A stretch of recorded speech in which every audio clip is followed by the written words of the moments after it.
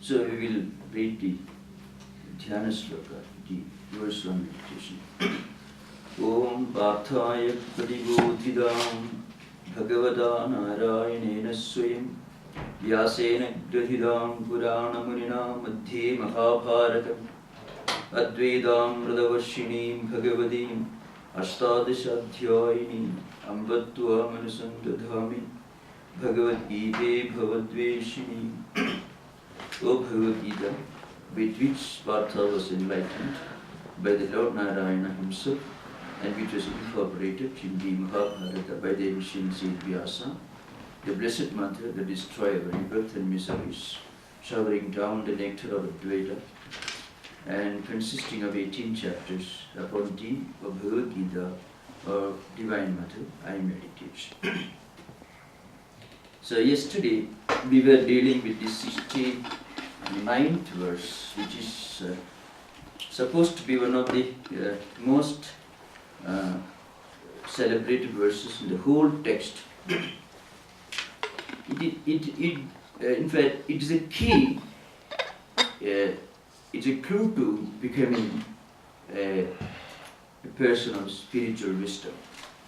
Apuryamanam acharapradishtham samudramapa pravishanti yatva tadvat kamayam pravishanti sarve sa shantim apnoti na kama kami. This is the verse. So you have to think of an imagery. It's a grand illustration. Think of a mighty ocean, calm and quiet, very deep and very wide.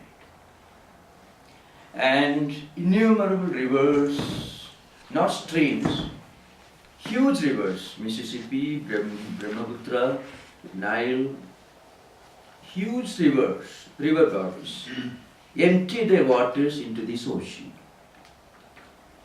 But the ocean remains calm and quiet. Now, the ocean doesn't invite the rivers to pour their waters in the ocean. When the rivers empty their waters into the ocean doesn't reject either. It neither invites nor rejects. But it is unaffected. It remains calm and quiet.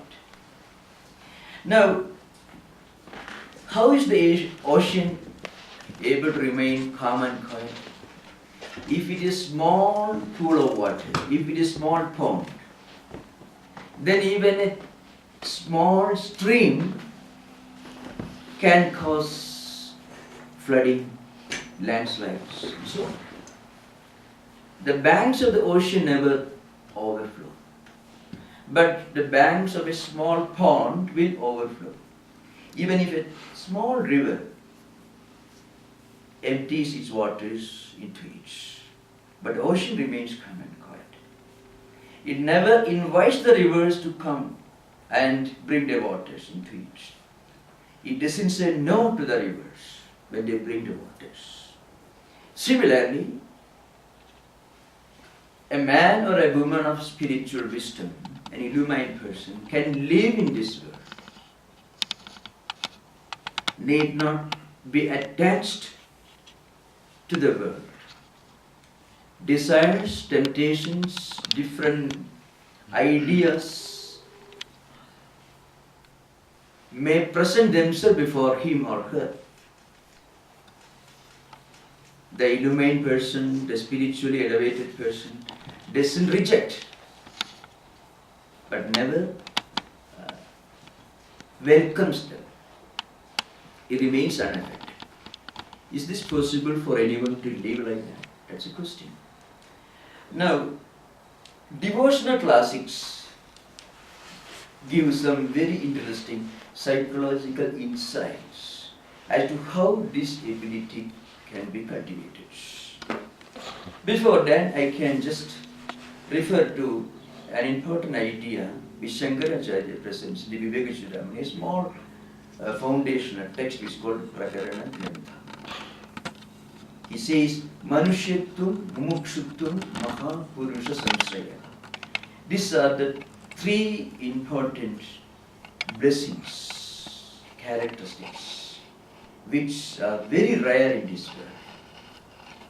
And from a devotional point of view, the rarest is Mahapurusha Samsaya, means an opportunity to associate with holy people, an opportunity to associate with, to talk to interact with fellow spiritual pilgrims, people who are interested in spiritual life. Elsewhere, in some of his celebrated commentaries, Shankaracharya says that this alone can be a unique blessing. See, Manushuddha means the opportunity to be born as a human being.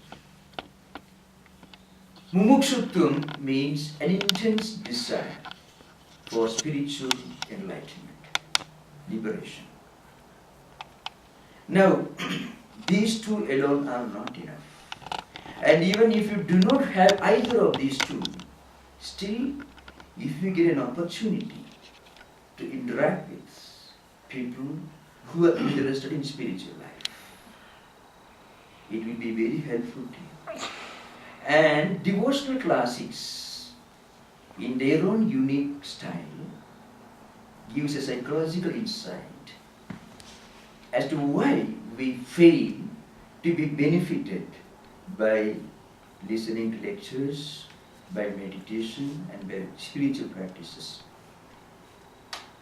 One important point they make again and again is, see, we often, due to our accumulated good karmas, merits or previous activities, activities in previous life or in this life, we sometimes develop an intense desire to lead spiritual life, to give a new spiritual orientation to our life. And then we start practicing spirituality, meditation, reading scriptures and listening to expositions of spiritual ideas. And these activities create a storehouse of positive tendencies. They enrich, they reinforce our inherent spiritual tendencies. But then what happens, Then we go and associate with people who will tell you, oh, what is there in spirituality? There is not much. Why should we bother about meditation? Then everything is upside down. So if you collect nectar in a huge pot and you forget to repair the pot, but there's a huge hole at the bottom of the pot. If you just collect water in a pot and if there's a hole at the bottom, then you may go on pouring water into the pot, but it will be empty. So, it's very important to associate directly and indirectly with people who are like-minded, who have got spiritual tendencies, who are fellow spiritual pilgrims. These ideas are repeated again and again in classical mystical works like Philokalia. Again and again. Of course, in the mystical works, negative ideas or influence of negative people, skeptics, cynical people, they will say, all right, meditation, listening to all these things, but then they will have a contemptuous laugh. Oh, these do not really mean much. If you listen once to such undesirable persons, all your efforts will be neutralized. This is one important reason why people, especially the beginners, fail to make spiritual progress. This idea is repeated again and again in the ancient Hindu devotional classics like Bhagavad-Gītā, Narada Bhakti Sutras, Shandilya Bhakti Sutras, and also, interestingly, in the great devotional classics of the Christian mystics, Philokalia, Lawrence works, and sometimes you find in the City of God, St. Augustine's classic. Sometimes how people get drawn to a city of evil, city of Satan, leaving behind the city of God.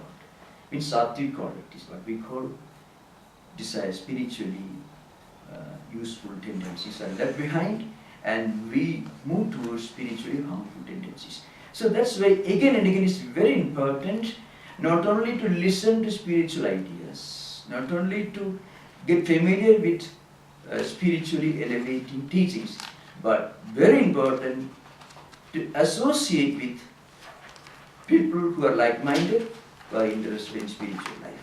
And much more important, to avoid associating with people who are of the opposite type, who will draw you away from spiritual tendencies. I have already referred to some classics. One of the greatest devotional classics in Vedantic tradition, Hindu tradition, is Bhagavad-Gītā. We just got 12 sections. Each section is called as Skandha. You find sometimes the translations are available. S-K-A-N-D-H-A. Skandha means section. There are 12 sections in the Bhagavad-Gītā. In the 11th section, there is a very, very interesting dialogue between a great philosopher king, like the philosopher king of Plato, and 9 great enlightened sages, who are Sthitaprajnas, as already expounded in these 18 verses in the second chapter. 9 great sages on the one hand, and a great king, a learned, an enlightened king who is an intense spiritual seeker. If you come across Kavirahir Andariksha Prabuddha Pipalayana Abhihotroda Dubilas Chamasa Karabhajanaha Kavihi Harihi Andariksha. Like that, there are 9 sages. You need not worry about names, but in case you get a chance, you can go through the first 6 chapters of the 12th skandha, 12th section of Bhagavad-Gītā. From 2nd chapter till 6th chapter, in 5 chapters, is a long discourse. English translations are available, very good English translations. You need not worry about original text. Now, in fact, they discuss a number of topics. Some of them are highly philosophical, metaphysical, some of them are intensely spiritual, and some of them are extremely practical and psychological from a devotional point of view. Now, among the many questions which the king puts to these 9 great sages, one important question: what are the characteristics of a great ideal devotee of God? What are the characteristics which distinguish a spiritual seeker? Now, while expounding these characteristics, the great sage Antariksha gives some very, very psychological, practical hints as to how we must be careful when we build up the edifice of our spiritual life. First, the sage Antariksha says, Sarva Bhudeshu ye Pasyet Bhagavad Bhavam Atmanaha Bhudani Bhagavati Atmani Esha Bhagavadottama. This is the verse. Translation is this: who is the ideal devotee, the greatest, most sublime, most highly evolved devotee? Bhagavadottama means most sublime, most highly evolved devotee. He says, the one who experiences the presence of the Lord in all beings and the presence of all beings in God is the greatest devotee. Every moment of his life or her life, the great devotee, the highest devotee, not just believes but experiences the divine presence of God in the whole creation, in the minutest of the atom and also the largest, in amoeba and also in a Buddha. So, that devotee experiences the presence, the divine spark, the divine presence of the Lord in all beings, and also experiences the presence of all beings in God. Now this is the highest state of evolution in devotional life, in spiritual life. So if you ever come across somebody, well, I pray to God, but I don't care for others. Well, that person is better than those who never care for anything other than his stomach, eating, drinking and making merry. True, but then don't look upon him as an ideal devotee. Slightly be careful about him. Then the next verse, the great saints give the picture of ordinary spiritual seekers. Most of the great spiritual seekers, those who take to spiritual life, most of the devotees who gather in a congregation belong to this category. The second category, they do not belong to the highest spiritual category, but they are certainly sincere spiritual seekers. Now what they should be careful about, what they should be very, very careful about is given in the Ishware tad adhineshu baliseshu dishatsucha prema maitri kripa upeksha yak karodi sa madhyamaha. This is the verse. I shall translate, explain. The sage says, who is the devotee, those who belong to the middle path, middle level? They pray to God, they meditate upon God, they devote to God. That we should be like them. Those who are sincere seekers, who have not reached the highest level, who are certainly much more evolved than primitive people who don't care for any trans-empirical values. So Ishwara means they have devotion to God. They pray, they meditate, they try to contemplate on God and try to lead a spiritual life. They attend retreats, they meditate, they read holy books, they discuss spiritual topics, such people. Now, and then what is their attitude towards other devotees? Friendly. They will be comrades, a camaraderie, a sense of brotherly feeling, friendliness, mutual understanding. So they should be devoted to God and they should have an attitude of friendliness,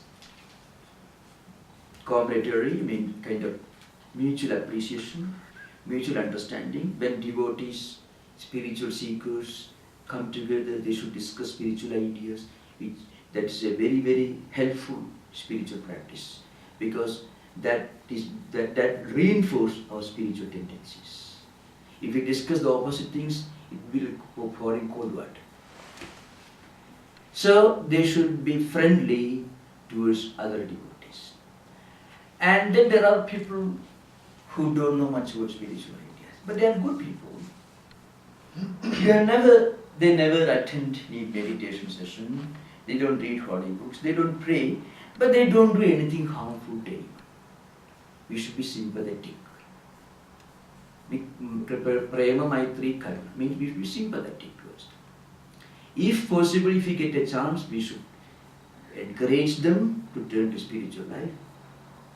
But we should never hate them, we should be sympathetic towards those who are not aware of the importance of leading a spiritual life. And there is a fourth category. You may be a sincere spiritual seeker. You may be working 12-15 hours a day. Then once a week you may be going to Vedanta society, maybe church or any place of worship. You may be going to a meditation center, maybe Buddhist meditation center. You get only 1 hour a week. Somehow you struggle hard in the midst of all activities. And whenever you get some free time, you try to read some good books. And now what happens? But if you associate with like-minded people, it will be helpful. But suppose you become a close friend, companion of a cynic who criticizes everything, who demolishes all your convictions and ideas. They will tell you why should we go to meditation centers? Why should you read these holy books? Why should you discuss spiritual ideas? It's all good for nothing or futile, absolutely. they use some strong language also to make you, to develop this kind of contempt in you towards spiritual ideas. Now, Antariksha, the great sage, gives a very interesting advice. Keep a long distance from it. Prema, Maitri, Kripa, Upeksha. Prema means devotion. Maitri means friendliness. Kripa means sympathy. Upeksha means total conscious indifference. Conscious indifference. Deliberately, you must try to keep away from people who will try to drag you away from our chosen path. So, you cannot quarrel with them because quarreling creates agitation, restlessness. But you cannot be very friendly with them, they will convert you to their path. If you become very close to them, then slowly you will start finding excuses for not meditating, for not going to meditation centers, Vedanta society or spiritual centers.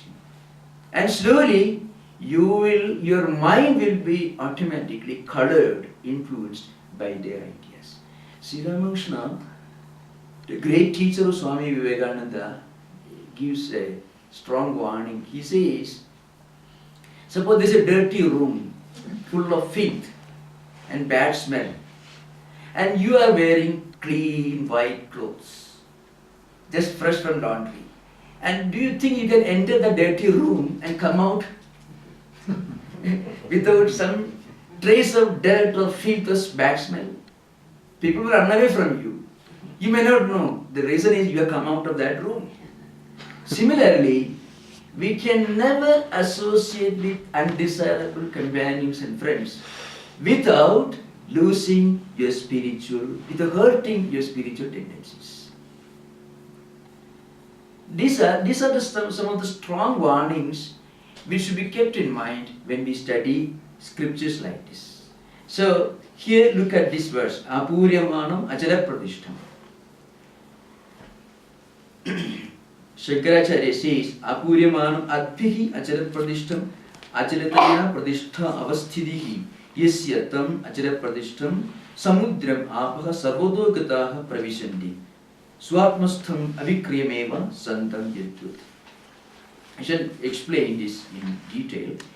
Tadvat Kamaha Vishesannithu Api Sarvada Ichha Visheshaha Yad Purusham Samudram Iva Apaha Avikurvantaha Pravishanti Sarve Atmani Eva Praliyanti Na Swatmavasam Kurvanti. It's a very Shankaracharya gives some insight.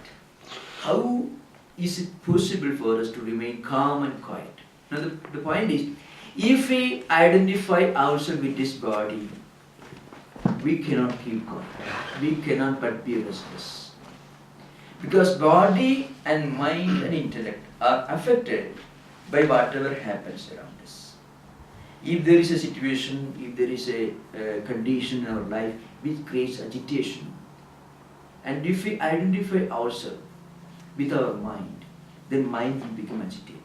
Because very often in our day-to-day activities, we are what we consider ourselves to be. We are what we consider ourselves to be.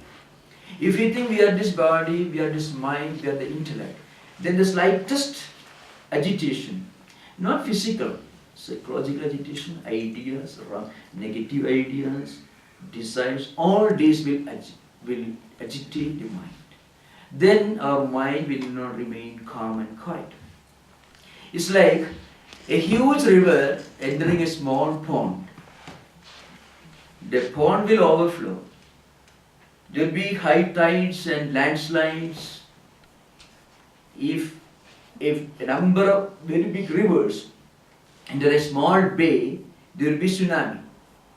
But if 1,000 rivers like Mississippi, Brahmaputra or Nile, if they all empty the waters into Pacific, the Pacific Ocean will not be affected.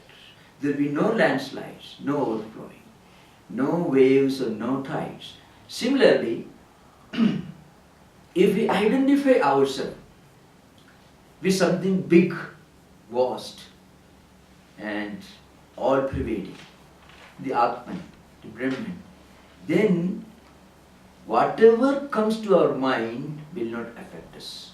Because we do not think we are the mind. We are something beyond the mind, beyond the body, beyond the intellect. We are the all-pervading, immanent, transcendental reality. It is supreme consciousness.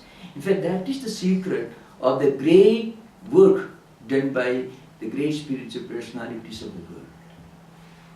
Maybe one classic example that you can get is Mahatma Gandhi. Now, Mahatma Gandhi is not formally recognized as a saint like Jesus, Buddha, Shankara Acharya, Sri Ramakrishna, Swami Vivekananda. Mahatma Gandhi was intensely active right in the midst of the world. He was not living in the forests. Most of the time he was busy organizing Indians against the British colonists to get Indian freedom. But Gandhi never felt agitated. So it is said that Gandhiji repeated again and again this idea. I mean, whenever he had any problem or conflict or agitation in mind, he used to turn to the pages of Gita as a child turns to his mother for consolation, for relief. And he used to meditate upon the 18 verses. These verses, the recollection means these verses he used to meditate deeply. I mean the verses that we are discussing in this retreat session. So, and as I said, he was in the midst of all activities. So once C.F. Andrews, who was an Englishman, a close devotee and a disciple and associate of Gandhi, asked him, Gandhi, why don't you go on a vacation, take the rest of some. Gandhi used to sleep only for 4 or 5 hours a day. And the old man was busy the rest of the day and never agitated, calm and quiet. So Gandhi replied, like he said, C.F. Andrews continued, are you not tired any time? The Gandhi, who is tired? Now in the midst of all these activities, somehow at the back of his mind, he had the feeling that he is something other than the frail body that he was carrying, or the mind, or the intellect. Behind all this, he had the conviction he is something beyond and above all this, the all-pervading Supreme Atma. Of course, that Vedantic idea, so far as Gandhi was concerned, was his devotion to Lord Rama. That's why when he was shot 3 times, he did not cry or weep. He chanted the name of God. He did not cry or weep. So somebody who could take the name of God when breathing, when shot 3 times, when facing death in the eyes, and take the name of God, that person should have been taking the name of God all his life. That's the explanation. So, like a mighty ocean, he could remain. There was absolutely no agitation. In the, in this Mundaka Upanishad, there is a famous verse, Yatha nadis chandamana samudri astam vichanti namarupi vikaya tatha vidwan namarupa vimuktaha parat param purusham upaiti divyam. It comes in Mundaka Upanishad. It means, the meaning is this. When they reverse the infinite number of rivers, when they empty their waters into the ocean, they lose their distinct identities. For example, suppose we imagine Nile, Mississippi, Brahmaputra, Ganga, Volga. Suppose all these rivers, just imagine, empty the waters in the ocean. Once the waters have entered the ocean, merged with the ocean, then their distinct identities, name and form, vanish. They become one with the ocean. If we can look upon ourselves as that all-pervading reality, which remains unagitated, free from anxieties, which remains calm and quiet and perfect tranquility, in spite of so many calls, so many agitations, so many temptations, so many duties and responsibilities and conflicts, then we have become spiritually evolved in the true sense of the term. But very often, what happens? we can become terribly agitated even while doing nothing. So if most of you are driving almost every day, at least 100 miles and maybe more. So we get caught in a traffic jam. And if you have to remain there for 1 or 2 hours, you will be sitting in the car. You are not working very hard. You are sitting in a comfortable seat. But then you will be terribly agitated. How long it's going to take?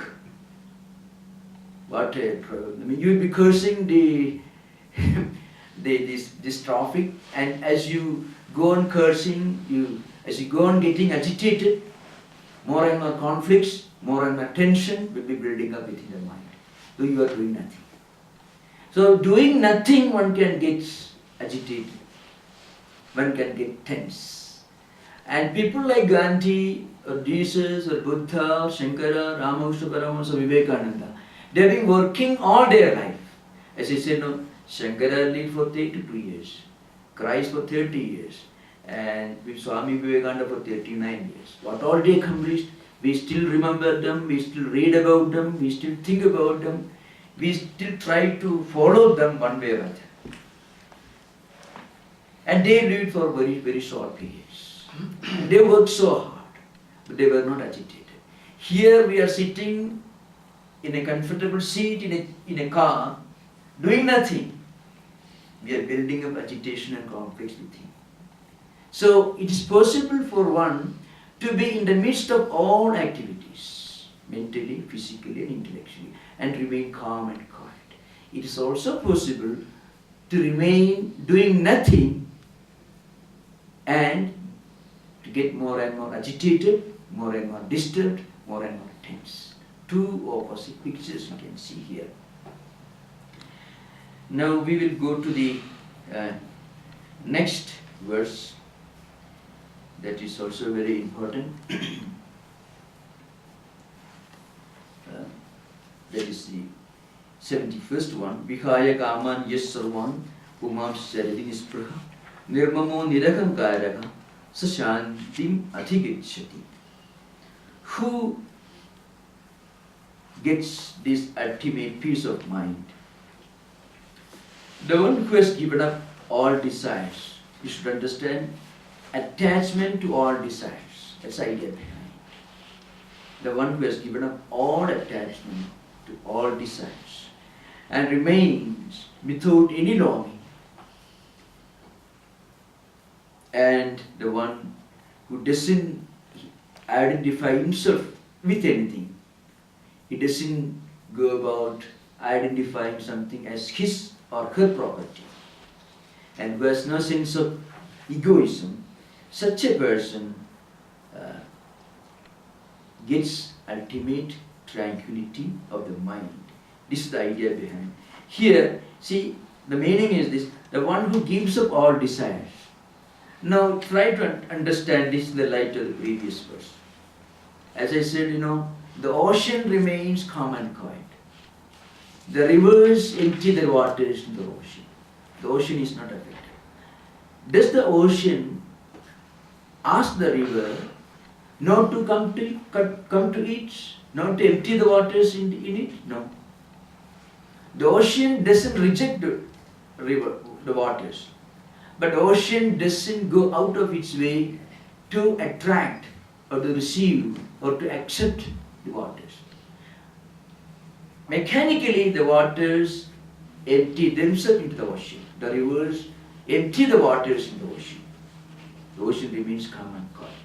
So here you find the ocean is in a perfect state of absolute non-attachment. It is this non-attachment that makes it possible for spiritual seekers to remain calm and quiet.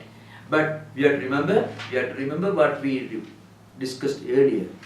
This state of tranquility can be sustained only if we go on working hard to enrich and to strengthen and to fortify these spiritual tendencies by reading these books and by associating with people who share similar spiritual aspirations.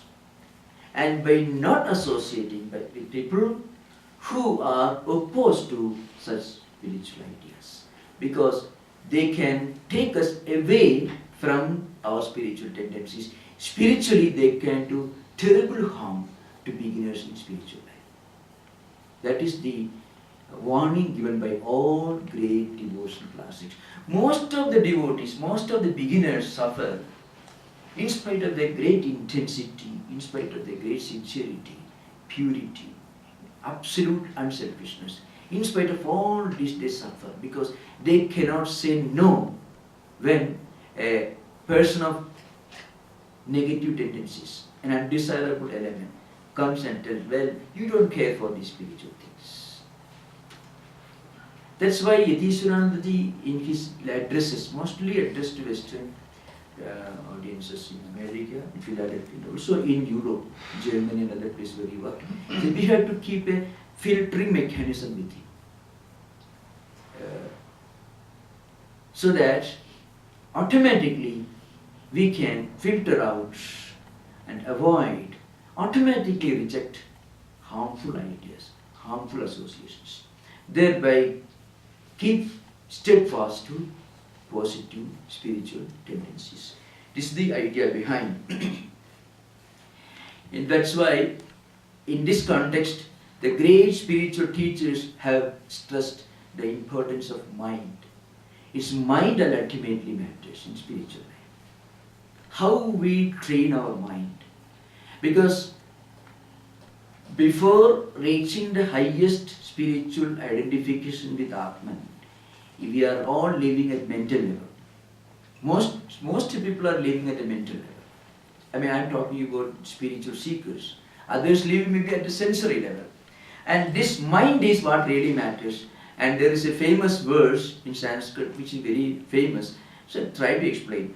Manohi dividham proktam shuddham cha ashuddham evacha ashuddham kama sankalpam shuddham kama vivarchitam mana eva manushyanam karanam benthamokshayohu benthaya vishayasaktam mukti nirvishayam smudam. This comes from one of the minor Upanishads.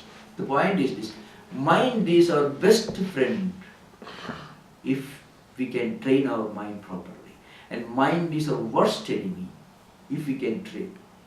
If we do not train it properly. If mind is dragged by the senses, it becomes the worst enemy. If mind is able to control the senses, it becomes the best friend. So that's why the ancient verse says, mind is of two types, the pure and the impure. The impure mind means a mind which is distracted. The eyes take the mind towards some undesirable visual objects. Ears take the mind towards undesirable audio objects. And the sense of touch will take the mind towards certain objects. In fact, as I said 2 days back, while expounding that famous verse, Shabdadapi Panchadhireva Panchadhireva Chudamani, all the time, every minute, our mind is being dragged by the 5 senses of perception towards different sense objects. And mind becomes impure. On the other hand, if mind can be given a spiritual orientation, it becomes the best friend.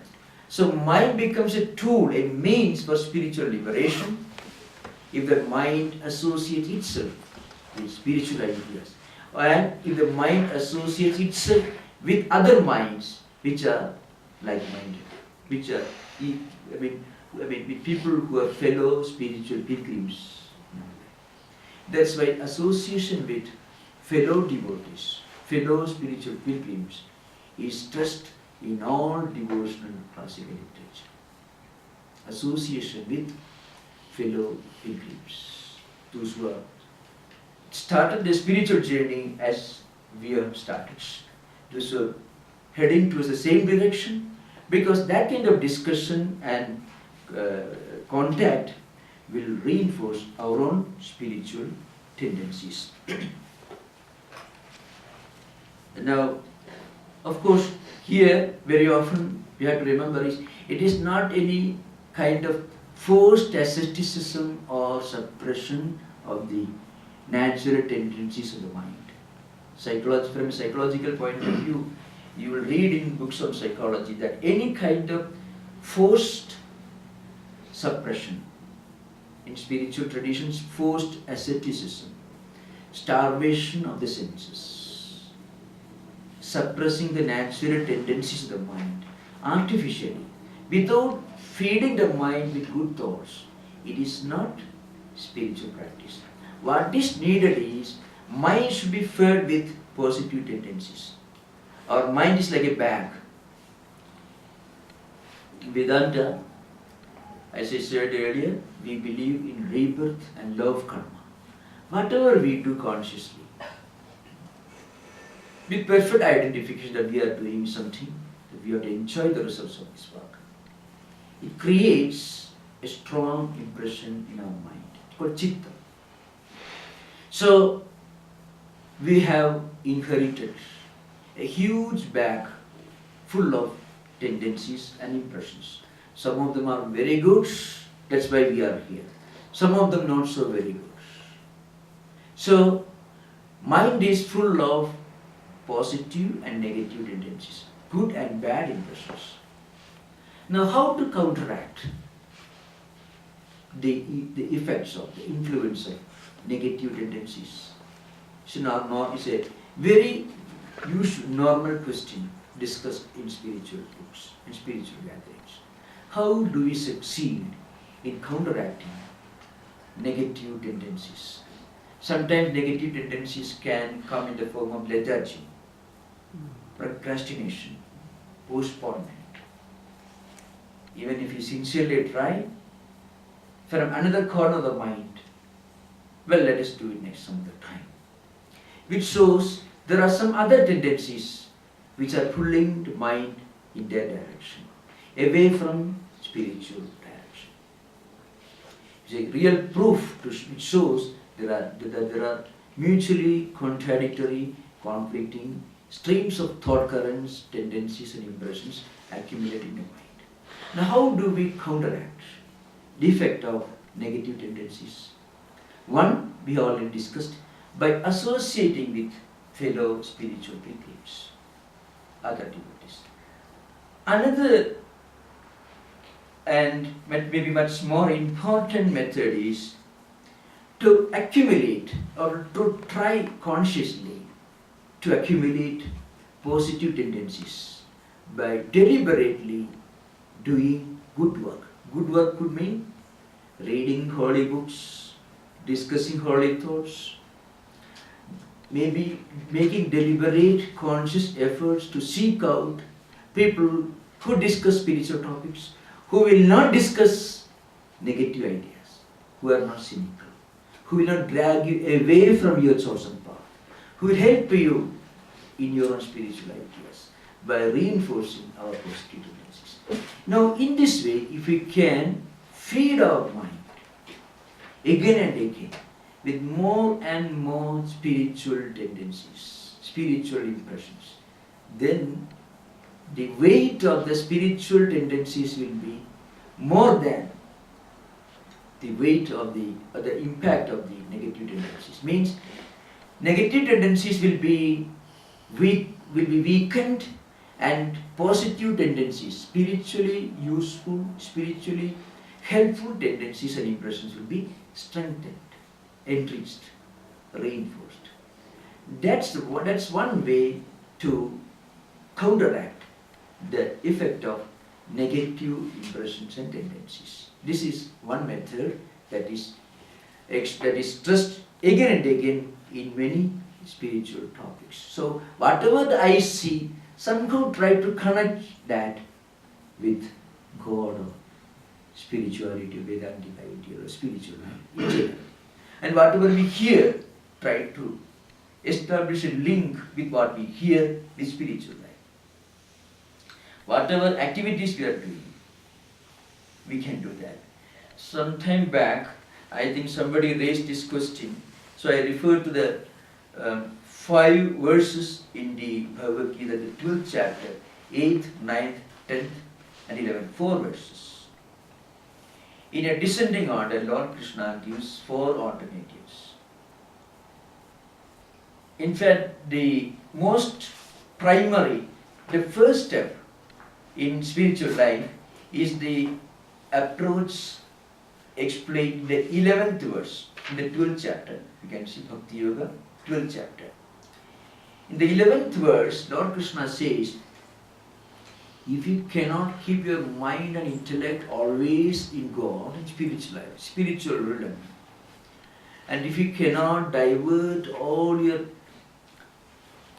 activities of the senses of perception and senses of action towards spiritual ideal, and if you cannot look upon all your work as God's work, then just do your work and mentally leave the result to God. Sarva karma parityagam, that's me here. Atha edadivya shaktosi kartum madhyogamasidha sarva karma palatyagam, that's me in the 11th verse. This is the first step. Here we can begin, and slowly we can develop the attitude where whatever I do is God's work. And that will help us to associate whatever we do with some divine spiritual idea.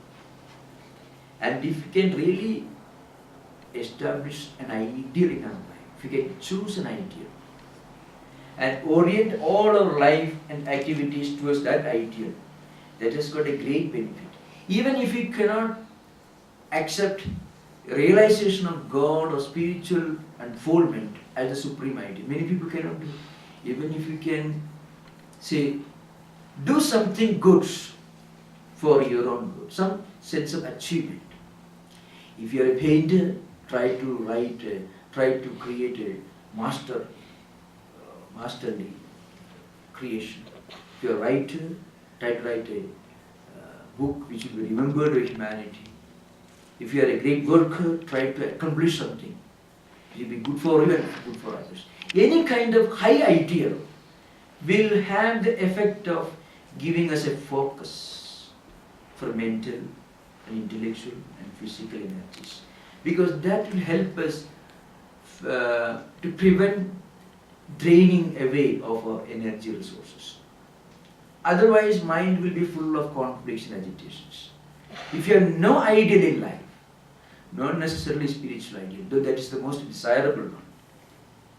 Even for people who cannot accept a spiritual ideal as the supreme destination, supreme ideal, for others, if they can aim at something big, grand and sublime, something really good, which will not be bad for anybody, which will not be harmful to anyone, something really grand, beautiful and sublime.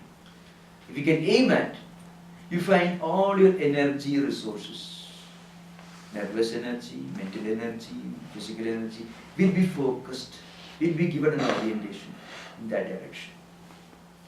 Otherwise, you know what happens? The drainage of energies will be drained out, drained away. Nervous energy, psychological energy, and intellectual energy. That's why people cannot read great books and remember. Because while reading, they were also thinking something else. On the other hand, those who accomplished great things, they were focusing all their energies in one direction. Such people can understand the importance and relevance of spiritual ideal much better. Because they have, at the intellectual level and psychological, mental level, they have been successful in focusing their energy in one direction. Even to discover or invent a great scientific formula or theory or anything which will give a forward leap to human civilization. Or writing a classic. Or as I said, if you're a painter, painting a classic master work. All these can give us a kind of focus, orientation. So aim at something big and high and ideal. And then you find the highest, the most sublime and the most beautiful are the spiritual ideals. A great philosophical work is certainly grand and great. A great scientific discovery is also great and sublime. A great painting is also, no doubt. But there is, which painting is greater than this phenomena, the universe, which is itself the creation of God? Can there be anything greater than the universe? Can anything excel this universe in sublimity, in grandeur, in beauty, or whatever other attributes you can think of? So God is the greatest painter in that sense, the greatest philosopher, He is the greatest creative artist. So that will take us to a higher spiritual idea.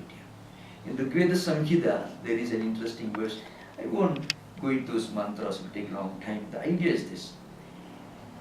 Anybody who can think of something high, sublime, beautiful, grand, and good for ourselves and good for others, can graduate to the next stage of finding a higher spiritual ideal, God. Because it is said, for the highest spiritual artist, the world becomes a temple. Every act becomes an act of meditation. Every thought becomes an act of meditation. Every word becomes a prayer. So that's why in some of the classical literature it is said, first we must choose a high ideal. We should be high, beautiful, grand, and one important point which will somehow help us to focus and put together our energies in one direction. And at next stage, this focus can be the highest spiritual ideal. That's the idea behind it. I think today we have just about 5 minutes more. So, in fact, I have not come to the last verse, but I would like to refer to a grand statement which Shankaracharya makes in the last verse. The last verse is something like this. One who reaches this high sublime ideal of spiritual peace, tranquility, it is eternal. That person will be liberated if he reaches that stage or she reaches that stage. At the end of the life, he will be liberated. But we should not wait till the end of the life. We should start at the beginning itself. Because death is nothing but a natural departure from life. And the way we die depends upon the way we live. The last verse refers to one important point. This highest spiritual state, attaining which a spiritually elevated person becomes free from all delusions. And at the end of his life, he attains what you call Brahma Nirvanam Pruchati. That's a meaning. I'm not come to this verse, we'll discuss later. But the idea is this. Shankaracharya in his masterly commentary says how much better it is for one to reach this stage when you are very young, when you are not old. So we should not wait till old age for spiritual practice. That's the idea. As I said, I shall explain this earlier. Death is the sum total of our life. In Vedanta it is said that whatever impressions and ideas that we confront at the time of death will be rooted on whatever thoughts and ideas we have already developed in our life. Because when mind is completely out of control, when the body is completely in a helpless state, whatever natural tendencies we have accumulated in mind will come to the surface. So to be able to leave this world with a smile on the face, with holy thought in mind, one should lead a life which should be preparation for the highest spiritual destination.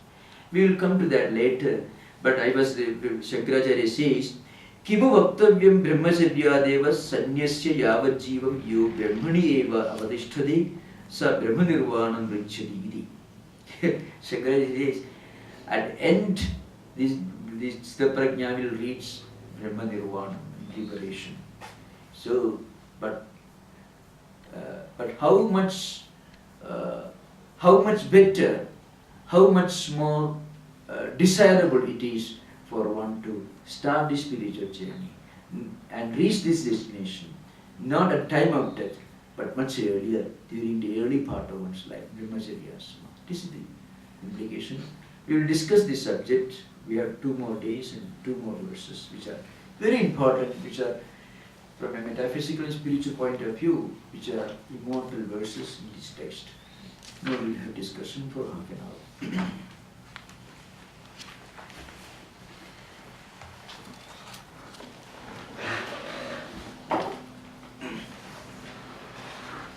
Swami, when you were speaking a little earlier, I was reminded of these verses from the, I think it's a Sufi mystic, Ansari of Herat, and they say, in this path, the eye must cease to hear, no, the eye must cease to see, and the ear to hear, save unto him and about him.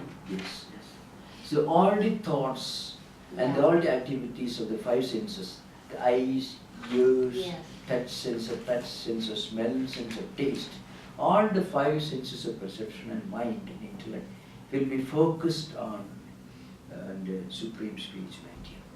So that person won't see anything other than his chosen idea, won't hear about anything other than his chosen idea. So the interpretation is, in the Sufi tradition, is interpreted devotion philosophy also.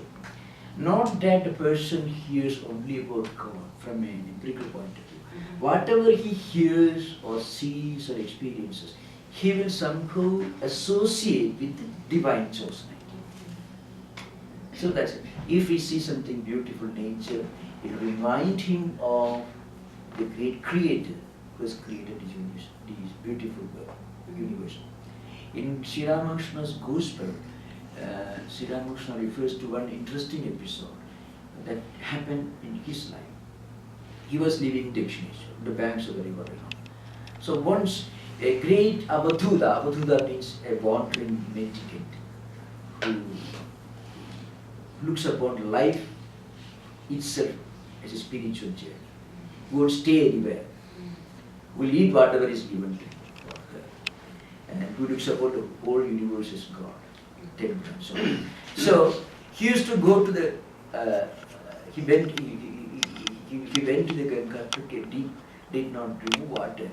Then he was dancing, and he was looking at the grandeur, the sublimity of the Ganges flowing nearby, the rivers, the trees, the huge structure of the temple, everything, and he was smiling and dancing, because for him the whole universe is an occasion for celebration, because everything in the universe reminds him of God. Everything in the universe reminds him of God. So that's why we have, again, in fact, this verse reinforces the idea that we repeated again and again. There are people for whom everything in this world is a reminder of God's presence. And there are people for whom everything in this world is an opportunity to move away from God. Both you find both extremes. So the highest devotee is one for whom everything in this world, the plurality, the diversity, the sublimity, the beauty, the grandeur, everything reminds him of an all-pervading reality behind the universe. So everything he associates with the grand creator. Such ideas are found in the devotional classics of mystics. The next verse will come, Yanisha Sarvabhudanam Yes Tasyan Jagrati Samyami. We have not come to that stage. I didn't go to that stage, go to that verse. You find, of course, we will deal with that verse later. Yanisha sarvabhudanam tasyam jagrati samyami yasyam jagrati bhudani sanisha pashyuto muni. The meaning is this. For a devotee, for a spiritual seeker, God is the reality. God is the day. He remains in a state, he is always awakened. He is wide awake to a spiritual idea. And he is completely asleep towards the world. The world is non-existent for him. God alone exists. I can quote from a Gnostic work, Sufi. See, this is the description of the Gnostic or the Sufi given by Nicholson, mystics of Islam. See, at night prisoners forget their prison. At night kings forget their power. No sorrow, no brooding over gain and loss. No thought of the person or that person. This is the state of the Gnostic. Even when he is awake, God has said, thou wouldst deem them awake while they sleep. He is asleep day and night to the affairs of the world. So when you are asleep, means when you are asleep to the world, you are not wide awake to the world. You are wide awake to God, to the divine reality. Then you are in total darkness, you are in deep sleep. So far as the world is concerned. So those who do not have spiritual tendencies are wide awake to the affairs of the world and completely asleep towards the divine, to God. And those who are spiritually enlightened, they are completely in total darkness with regard to the world. They are always awakened with regard to spirituality. That's the idea. Okay? That we'll discuss, that's a verse we're going to discuss again. Swamiji, Vyaya Kaman Jasraban Puman Starati Nispruha. What is this Nispruha word? Nispruha actually means having no desire. No desire, no attachment. No desire. It's actually an enumeration, it's an exposition of the previous verse. As you know, the previous Apuryamana Majala Pradishtam Samudra Mapa Pravishanti Yeddu Tattu Kamayam Pravishanti Sarve So Shanti Mapnodi Nakamakami. It's an imagery, see, huge water body, mighty ocean. So big, so wide, so calm, so quiet, absolutely. No motion, nothing. In perfect tranquility. And so many agitating rivers full of waves and tides and turbulent tides and waves. They all empty their waters into this mighty, peaceful ocean. The ocean is completely untouched. The ocean doesn't invite the rivers, but the ocean is not running away from the rivers. So you need not run away from the world to enjoy peace of mind. One can apparently run away from the world and pretend to be enjoying peace of mind. Such a person is called a hypocrite. In Gita, I am not blaming that person. Karma indriyani samyamya ye aste manasasmare indriyartha vimudhatma mithya-achara. The meaning is this. A person who is full of desire, attachment, but not willing to work. Suppose he says, well, what's the use of money? But if you give him $5, he's ready to accept. And he may even beg for $5. Then you should ask him to work hard. But then he says, no, what's the use of money? So, when it comes to work, he says no. But he sits quiet, his mind is always brooding over desires, objects of enjoyment and desires, for which he is not willing to work. So deliberately, forcibly, he suppressed his senses of action, senses of perception. This kind of forcible, deliberate, artificial withdrawal from activities. That is not spirituality. That person should first work hard, fulfill his desires, and then should start doing work without desire. Then he will become a real karma yogi, and then ultimately he will get peace of mind. So, see, it is not our choice, it's a matter of our evolution. It's not a matter of our choice. If you go to a market, you can buy whatever you want. You can buy oranges, you can buy apples. In spirituality, you cannot have your own choice. You have to do what according to your spiritual fitness. So a very active person who can work hard, who is used to doing hard work, if he simply remains inactive, withdraws himself from all actions, and then says that I am not interested in anything, but mentally always brooding over desires and objects of enjoyment. That's why, Gita, Krishna says, Karmendriyani savyamya yaste manasas smaran indriyarthan. Yeka indriyarthan manasas smaran aste. That's the process. It means a person is always brooding over sense enjoyments, but doing mental. And Krishna has a very strong word to use. Mithya-acharya means hypocrite. So, that is no place in spiritual life. Here you find the ocean is in a state of perfect tranquility. It doesn't reject the rivers when they empty the waters into it. It doesn't go after the rivers. When it comes, it accepts. It remains in a state of perfect non-attachment. This non-attachment enables the Sthitaprajna, the ocean, to remain in a state of perfect tranquility. So, we must be able to remain in a world full of activities, still enjoying perfect peace of mind. Here there is a psychological point involved. There are some people who tell you, well, I cannot keep quiet for 1 minute. As if they are boasting, I am a very active person. A person who cannot keep quiet for 1 minute is as stupid as a person who cannot do any work. You should be able to enjoy quietude also, just as you should be able to enjoy hard work. So, both belong to the same category. There are people who cannot do any work, and there are people who cannot remain quiet for 1 split second. Both belong to the same category from a spiritual point of view. Maybe the word is a bit too strong, but Krishna would not have minded. He would not mind if we use that way, because he uses mithya-acharya. Yes. So, one should be able to work hard, and one should be able to desist from doing work. Both are necessary. That's the sign of this Sthitaprajna.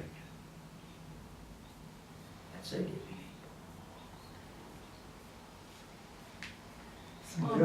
Nirahankara. There is no egotism, no ego. Interesting. Well, Swami, I might have missed something there. You said it's not a matter of choice, it's a matter of evolution. Oh, yes. I would think it would be a matter of choice and evolution. Yeah. That we need to be continually choosing, actively choosing. Yes. I was speaking in the context of Gita. Now, if you look at Gita background, you will understand. Arjuna thought it's a matter of choice. You know what Arjuna did? Arjuna was a soldier. He wanted to forcibly, by military power, he wanted to gain the half the kingdom, which really belonged to the Pandavas. For that he came to the battlefield. But seeing the soldiers, his own kinsmen, his own elders, he says, well, I am seeing all my friends around me, so I am not willing to fight. If you just look at the 28th verse of the Gita, Dushtvaimam Sujanam Krishna, etc. And then you know what Arjuna does? He doesn't say, I am withdrawing from battle. He just made a straightforward statement. Well, I am going away. Krishna would not have dragged him back. What Arjuna does is, na kamshe vijayam Krishna, na chirajam sukha. What's the use of kingdom, comforts, victory? And then, you know what it is? The second chapter, there is a famous verse. Arjuna says, I am not eva mukta rishikesam gudakesha parandava na yorse idigo vindam uktva tushnim babhuva. the 7th verse, maybe 7th or 9th verse of the 2nd chapter, Arjuna tells Krishna, well, I won't fight. Now, the justification for his decision, he gives the 1st chapter itself. That he says, I am not interested in kingdom or conference. Then why did he come to the battlefield? Suppose a great ascetic like Buddha had made a statement, Krishna would not have any issue with that. But Arjuna is a soldier, and his duty was to protect the women folk, the poor people, the suffering people from these evil doers, the Kauravas. So when confronted with a daunting duty and responsibility, he not only withdraws from battle, he gives a philosophical justification for that withdrawal. And you know what he says? He says, I will rather be a beggar. I will live by begging. But he is not a man of renunciation. Arjuna uses the word bhiksha, they say, bhiksha mabhikaloki.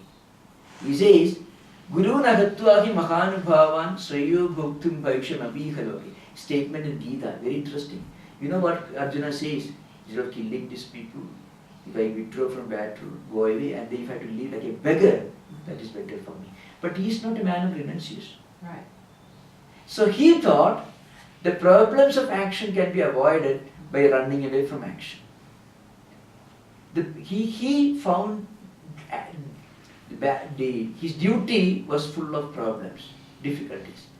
That is the main problem, because so much of attachment, and then he was a bit afraid of fighting great warriors like Bhishma, Drona and Karna, who were superior to him.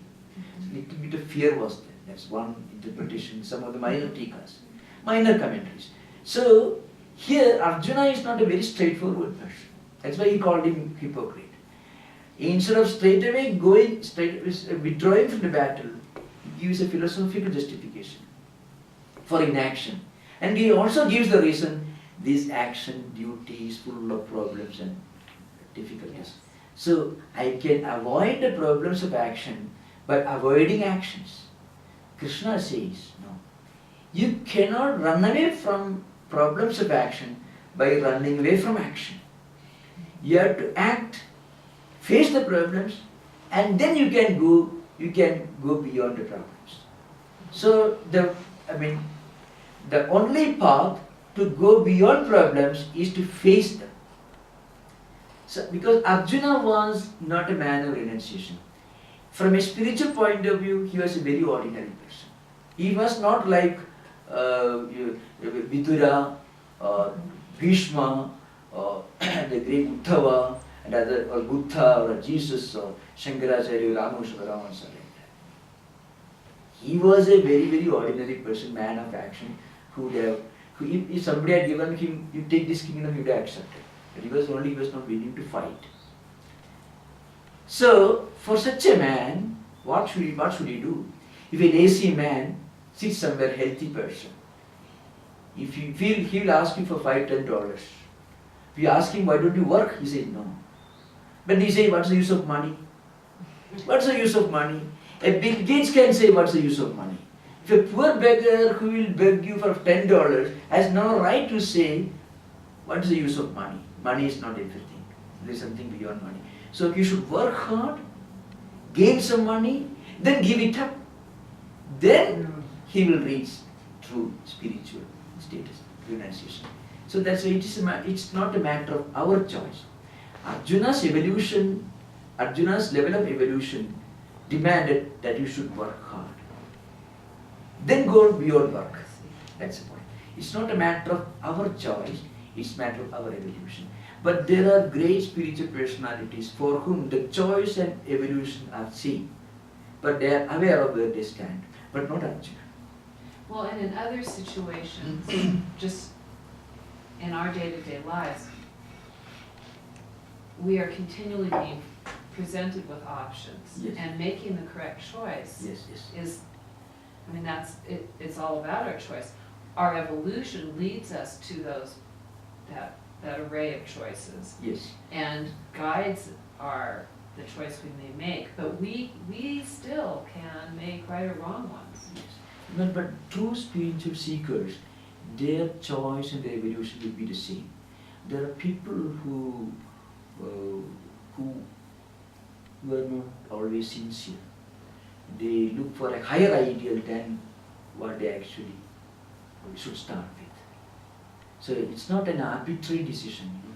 Sincere spiritual seekers will understand what they deserve. So that's why, as I said, a lazy man, if he says, well, I'm not willing to work, but if he is always desirous of money and everything, then that person should start working hard, get something, and then have some enjoyment, then give it up, and go ahead and say. If he suddenly says, I don't want anything, then he should go to a forest and be an ascetic. He's not willing to do that. But he wants a kingdom. See, Arjuna wanted a kingdom. Arjuna wanted to enjoy the world. Arjuna actually vowed with Shiva himself and got a divine weapon so that he can defeat the Kauravas. That's just how the story goes. Arjuna was preparing for this battle all his life because the Pandavas were tortured. The Kauravas tried to kill them many times, set fire to the house where they were living, tried to poison Bhima and took away all the wealth. So all these things these Kauravas did. So Arjuna and Bhima both were getting ready to get back what rightfully belonged to them, half the kingdom.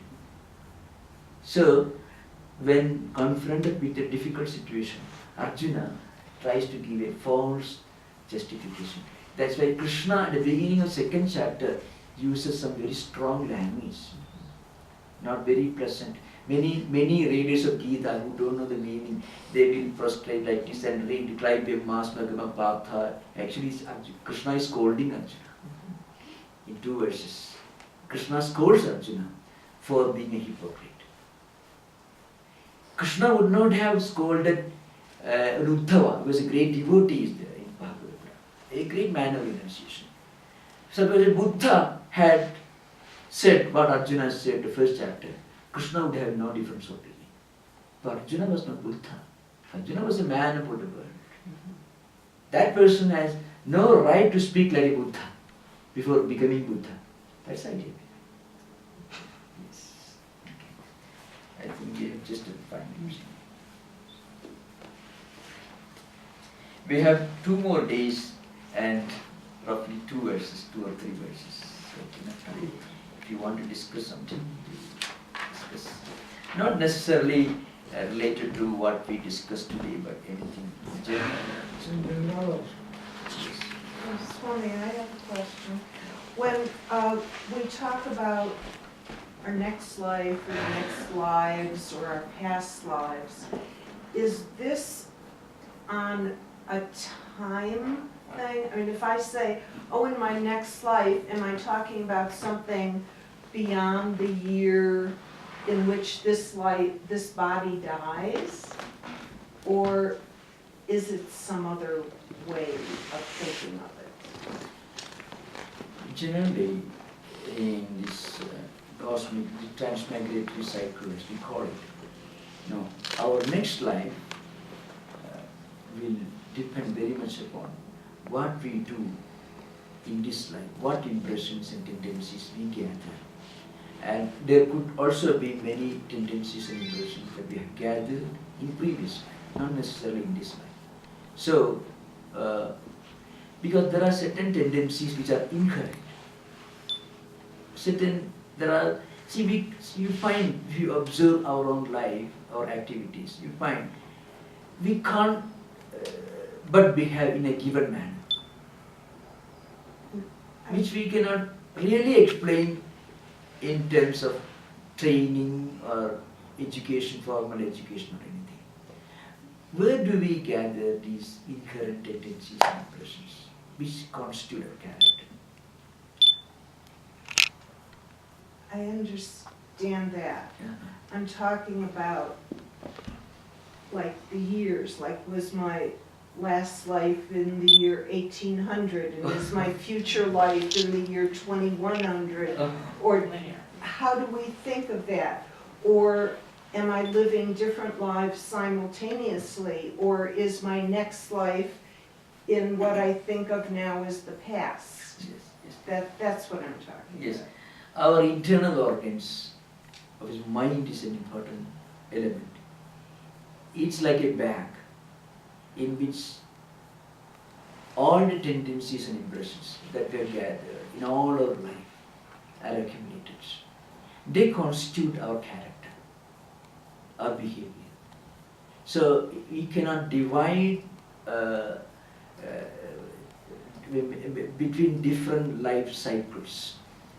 But certain tendencies which are strongly manifest in this life may be directly related to the last life.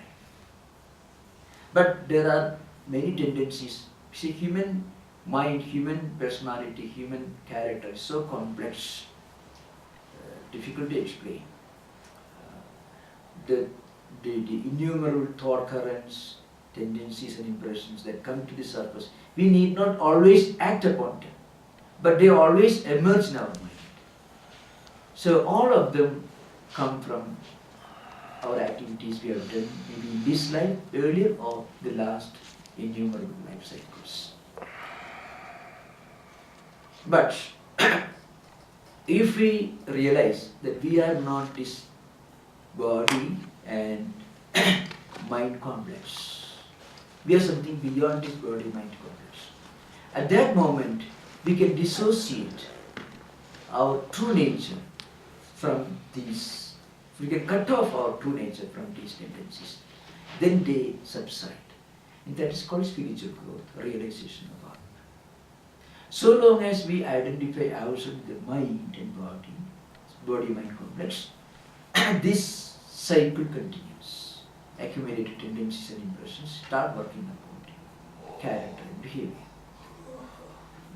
By either practicing devotion, or karma yoga, Vedanta, Vedantic contemplation, if we can dissociate ourselves from these accumulated tendencies and impressions, then the chain is cut off, the cycle comes to an end. There is no rebirth. So when you realize this identity with Atma, the cycle comes to an end. That's why I made a statement earlier. We are actually what we sincerely believe ourselves to be. Yes. Not what we profess, make a proclamation, what we sincerely believe ourselves to be. That's what we are. Swami, along that line, you were talking about, Krishna scolding Arjuna. Is there a way we can know whether we're hypocrites or not? I mean, how can we be sure that we're not? No, Krishna is giving here an instruction for the whole humanity. Mm-hmm. Arjuna is Right. a character here, Right. So in a way, we need not focus too much on Arjuna the person, but the idea is very often our mind plays tricks with us. Sometimes, we postpone, we become lethargic, we become indifferent, and then we try to console ourselves. A kind of, sometimes a game of self-deception sometimes happens, justifying our procrastination or postponement or lethargy. This is natural. So reading these verses, texts like Gita, will help us to avoid this problem. We are aware that there is such a thing as deceiving ourselves, deluding ourselves into a false identity. So that should be guarded against. That's the purpose of these verses.